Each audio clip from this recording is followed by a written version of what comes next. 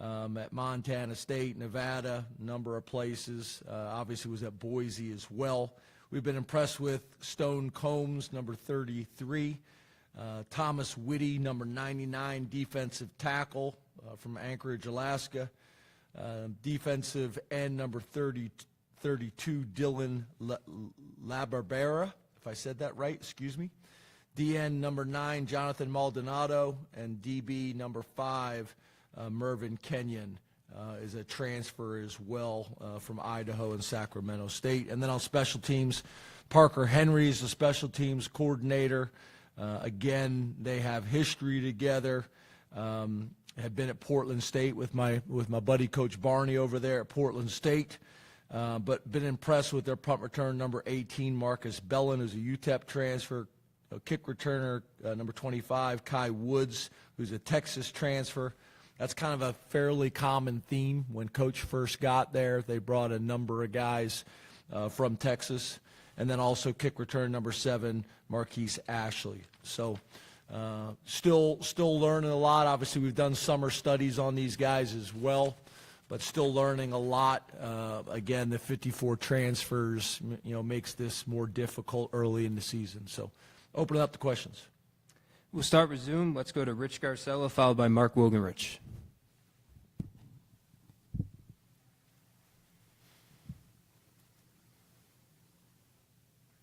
Rich?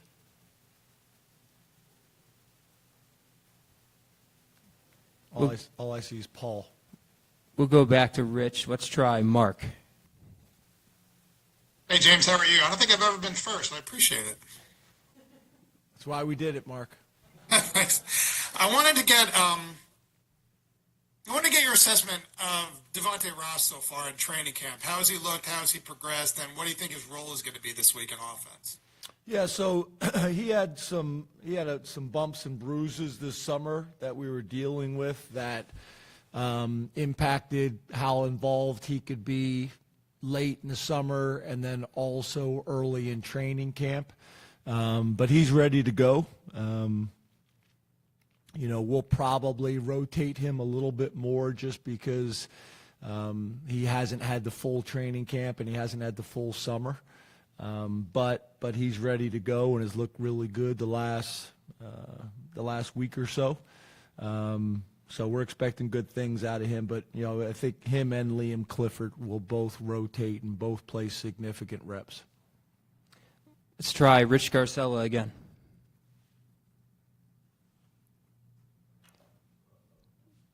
I guess he's not there. Okay. Nope. Let's go Mike Gross, followed by Frank Bodani. Good afternoon, James. How are you? Good, Mike. How are you? I'm good, thanks. A couple weeks ago in practice, after practice, you said we got everything pretty much installed now, but we're making too many mental errors. We got to get those cleaned up and start refining things. So I wonder what sort of markers you've seen since then that indicate that you have gotten those things straightened out. I guess especially on defense where you're learning a new defense. Yeah, to be honest, I think you could probably take that comment, that quote for probably 12 years. I mean, everybody goes through that during training camp. You put a ton of stuff in. That's magnified by what the other side of the ball is doing as well, formations, motions, shifts, all those things. So, yeah, I like where we're at, but I think there's also a difference in training camp when you're putting everything on their plate. And when you get into a game week, it's not like that. You narrow down the package of what you're going to do on defense. You narrow down the package of what you're going to do on offense and special teams. But also, it's a narrowed package of what you're going against.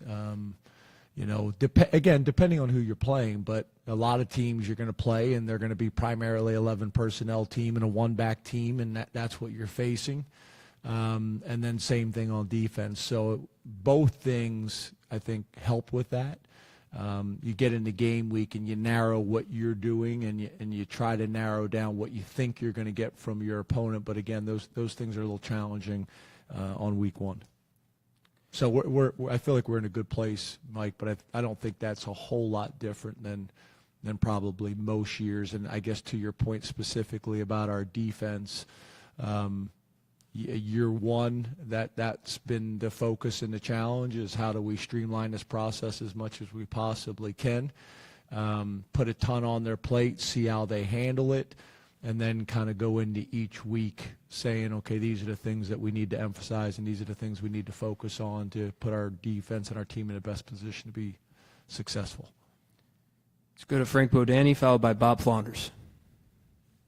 Hi, good afternoon. How are you, James? Hey, Frank, how are you, man? Oh, good, thanks.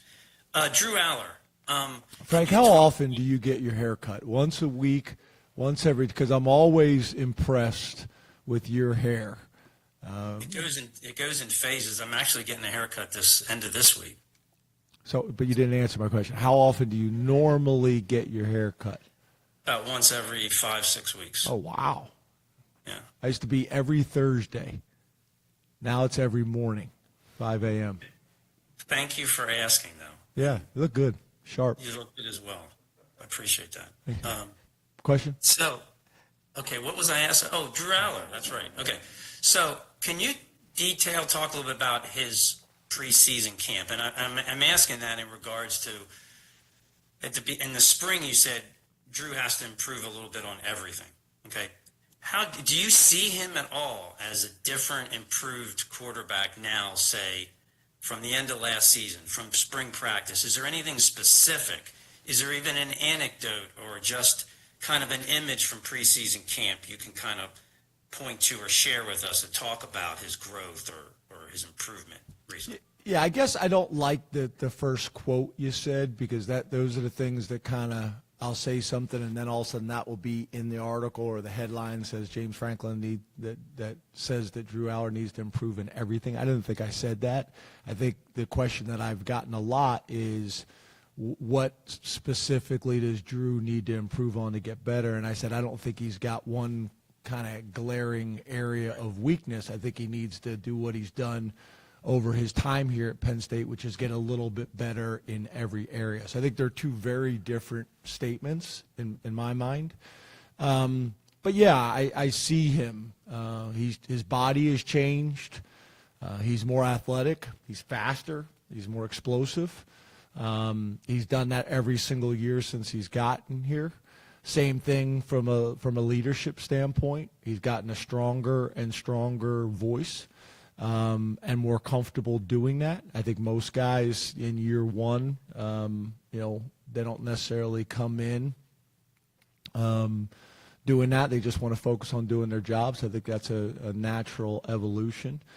In terms of completion percentage and touchdown to interception ratio, he's been as good as anybody in the country in those areas, and really in Penn State's history, he's part of those arguments. So he's just kind of kept chipping away at it. I think a big thing for him and us this year is building the chemistry with the receiver and tight end group. So whether that is Khalil and Luke and Rapp, or whether that is the freshman wideouts that we just got on campus, or whether that's the year two guys, or whether that is obviously the transfers, at the wide receiver position that we brought in as well, building that chemistry. All those things I think have been really important, whether that's Pena, Hudson, Ross, or whatever it is. So that's kind of what I've seen. And then I think also year two with Andy, I think those things have allowed him to be more comfortable. We're putting a ton on his plate. I think his probably greatest superpower is just how football smart he is, especially when you talk about protections, being able to, readjust our protections and put our offensive line in the best position to allow us to get our running back out as often as possible to stress the defense.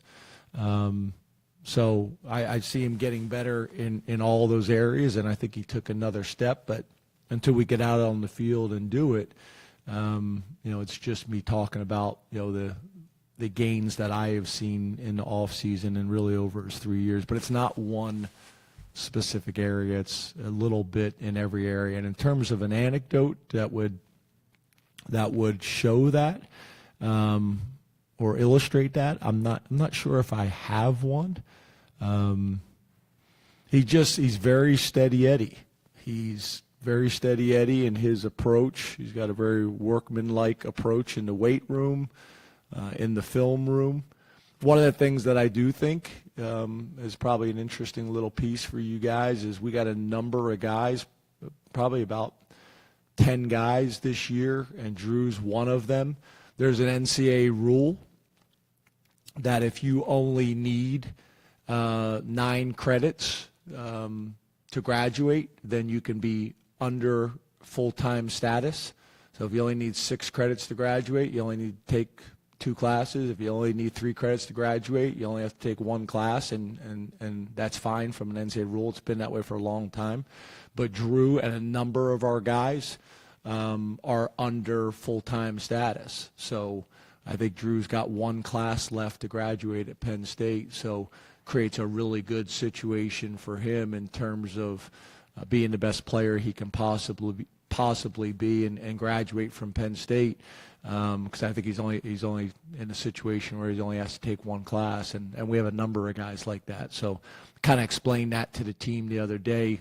Ideally, that's what they'd all like to do, right, is take enough classes each semester and in the summer to set their last fall on campus up where they're under full-time status. And this isn't the first time we've been in this situation, but I think that's one of the things I think was important to Drew, and his summer schedule impacted that too. Our last question from Zoom is Bob Flounders. Bob, can't hear you. You're muted. Could we unmute Bob? There he is. Yeah, Kincaid was late muting me. Sorry about that, but it was definitely his fault. How you doing, Bob? I'm good. How are you? Good. James, Is that a new room or a new background? It's an old room. I thought I'd change it up this year and see if you're paying attention to the background. I'm paying attention. There's a lot of sports memorabilia back there. Pretty cool. Yeah, pretty cool. Okay. James, given the way your offensive line finished last year, given the guys you were able to retain and bring back, given the fact that you were able to add TJ in the portal, and you've always recruited pretty well in recent years with the offensive line, what are your expectations? What's the next step, you think, for this offensive line, if it can stay healthy? And also, how many guys do you think realistically at some point this year can help you on the offensive line? Because it does seem to be quite a deep group. Yeah, so I think we got a number of guys that we're expecting big things from. When you talk about Shelton, Venga, Dawkins, Donko, Rucci, Cousins, and Shanahan, I would say right now, are the 7 guys that we view as starters. And then I think, to your point, there's another group of guys that I think we can win games with in the Big Ten. And I think there's some guys that are on the cusp that hopefully by game 4 or 5 we feel the same way. But I think we view us as having 7 starting offensive linemen. We'll probably use different packages to get those guys on the field, whether it's 6 offensive linemen or 7 offensive linemen. We'll do some things with those guys, as well as rotating them as much as we can to keep them fresh and healthy, but not too much that impacts chemistry of that group working together. That's always the challenge. But I think this group has a chance to be, one of the better groups in the country. And I think one of the better groups that Penn State has had. And Goon and the others have showed me the stats and things that they've been able to do here at Penn State when they were here in their careers. I think the one year, maybe that year with Goon, I think, maybe they gave up 1 sack the entire year or 2 sacks the entire year or something like that. I don't know if that was 94 or whatever that year was. Is that right? Yeah. So there's a challenge there, right? But with the 2 running backs that we have and the quarterback, it puts those guys in a really good position to have successful years because it starts up front. And Trout's done a really good job, and Bill Q has done a really good job, as well as Andy Kotelnicki and his background with offensive line play, and Ty Howell. But it's a group we take a lot of pride in. We've worked really hard to get to this point, and we expect them to play at a really high level. So I think you guys have heard me say, obviously, our focus is on trying to be the best team that we possibly can be and maximizing that. And this unit, just like all the different units, I want them to approach it to be like, we're going to win because of the O-line. I want the D-line to say we're going to win because of the D-line, being a strength of our team, and so on and so forth with all the different positions. But although it's about the team, maybe my favorite award in all of college football is the Joe Moore Award, because it's not really like an individual award, right? It's still a group award, which is pretty cool. And I think these guys have a chance to be a part of that conversation deep into the season. Please raise your hand and we'll take a mic to you. We'll start over here on the right with Mark. Hey, James, how you doing? Hey, Mark, how are you? I'm doing great. Can you take us through your green lights? Are we gonna? I'm sorry, Mark. Can we try to get Rich one more time? He said he's on. He texted me. He said Yeah, I he was on. see him now. I didn't see him before. Rich, give it one more Can we try. give Rich one more try? Feels weird not to have Rich. He's waving us off like he doesn't want to do it now. Can you hear me now? Yeah, there you go. I haven't done anything differently. How can we Okay. start a press conference and not have Rich Scarcella on here? Well, there'll be a day when you're going to have to do that, unfortunately. Jeez, morbid. Hey, have you decided on your backup quarterback yet, and why? Actually, I wish we didn't go with Rich. Yeah, I think we're at that point. We are planning on sitting down with those guys today and have not had that conversation with them yet. So I'd like to do that first. But yeah, I feel like we're in that position. I don't think it is a clear-cut, wide margin. So that'll, I think, will continue to be a battle all year long. And then I think we all have seen, whether it's at Penn State or other places, there's also times where those guys get in the game and play really well, or don't play as well as you would like. So this isn't. I wouldn't describe this as something that's completely decided. But we have decided for game one kind of where we're at, and we'll have that conversation today. Mark?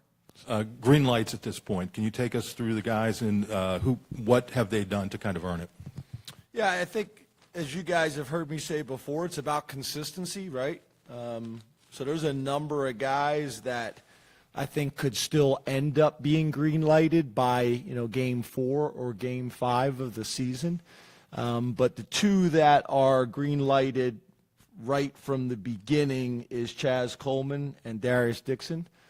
Just two guys that have been very, very consistent physically, mentally, and emotionally. We got some guys that I think could play for us this year physically, but they've shown too much immaturity, or mentally have had too many, missed assignments and mistakes. So those things kind of have to continue to evolve. But there's other guys that could be in the green situation, after these first 3 games. That'll be part of the evaluation process. And we could have some of these yellow guys turn to green. We could have some of the red guys turn to yellow.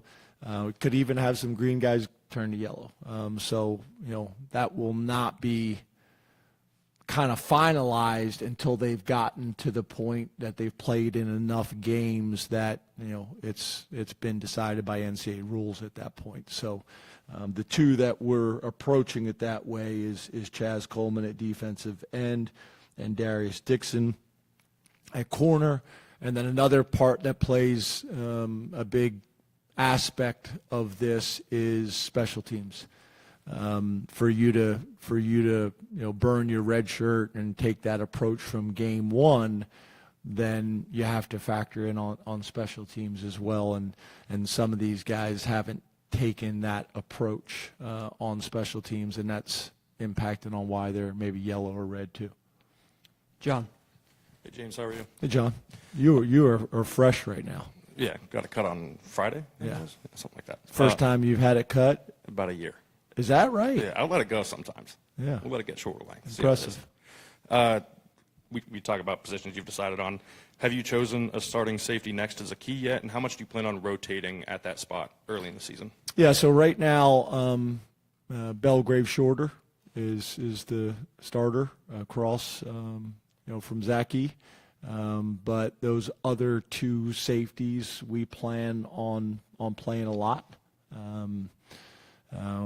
We feel like we got 4 safeties we can win with.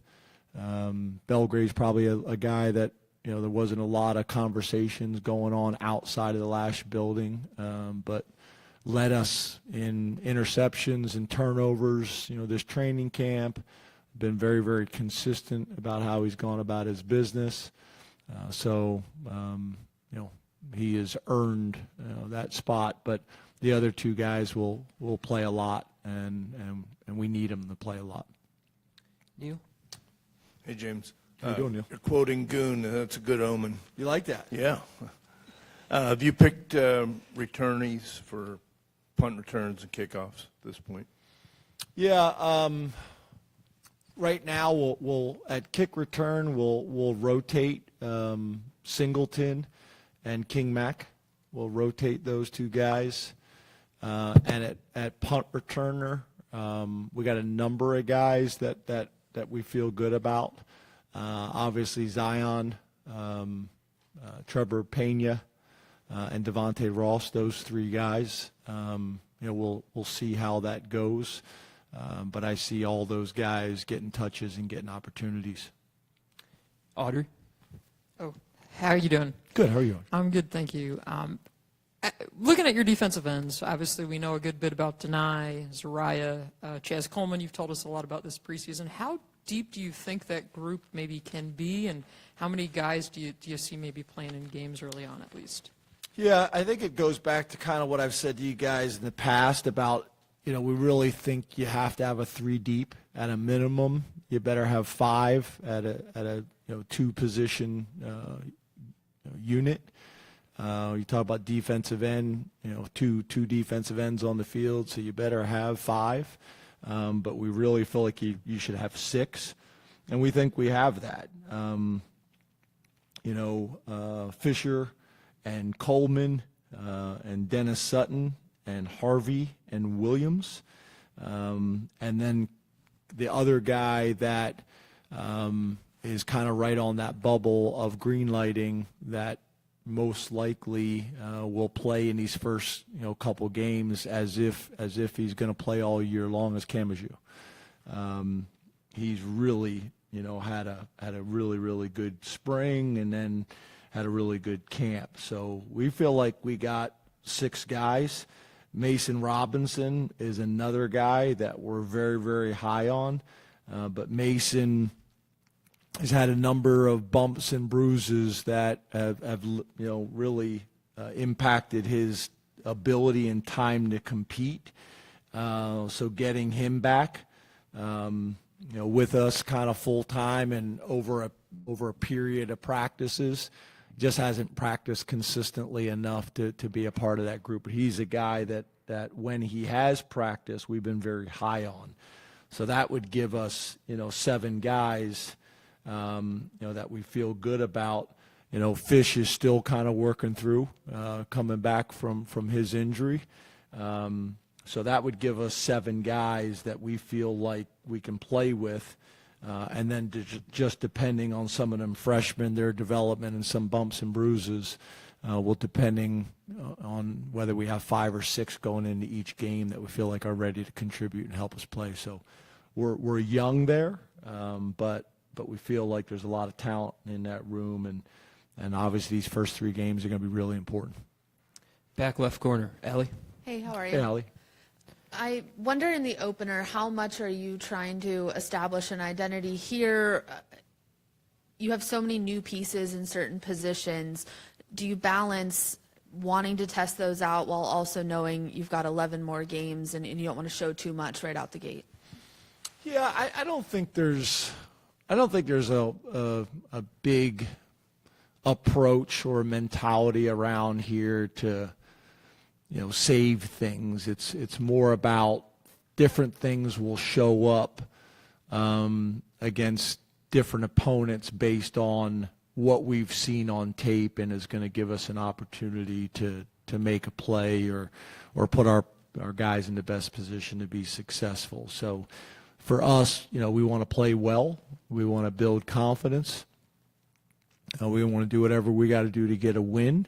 What I would say is that, and this has been the approach for really 12 years and really 15 years my time as a head coach, we're going to want to try to play a lot of guys. I think we have to build and develop depth by playing a bunch of guys. So that's something I'm pretty adamant about, especially early in the year, is trying to get these guys on the field so we can evaluate them, know what we have, know what the strengths are, know areas that we need to work on from a weakness standpoint or a deficiency standpoint. So we probably approach it like that more than it's necessarily we're trying to hide some things or hold some things back. We want to get these guys on the field and want them to play well, and we need to figure out who's ready and who still needs some time developing before we get into the conference play, or however you want to look at it. On the right, Tyler. Hey, James, how you doing? Good, how are you? Good. Curious if you've determined who is going to be handling in-helmet communication on defense, and if you have, why did you have a comfort level in that person, and whose voice will they hear over the course of the game? Yeah, so it'll be Jim. It'll be Jim talking to the green dot, and that will be a combination of who's on the field, but that'll be Campbell and DeLuca, most likely, those two guys, because one of those two guys will be on the field. That'll be a little bit of the challenge, because we think DeLuca and Campbell not only can be Mike linebackers, but we also think DeLuca can be the Will. So how do we make sure that he's got a second helmet if he's on the field and you don't have two green dots on the field? That's a little bit of the gymnastics, some of the things with that we have to do based on the rules to make sure that we don't get a silly penalty with two green dots on the field, because now DeLuca's at Will linebacker. So we'll work through that. We've been working through that at practice. We've been using the communication all training camp. But that'll be important that we kind of get those gymnastics worked out and how we'll handle it on the sideline.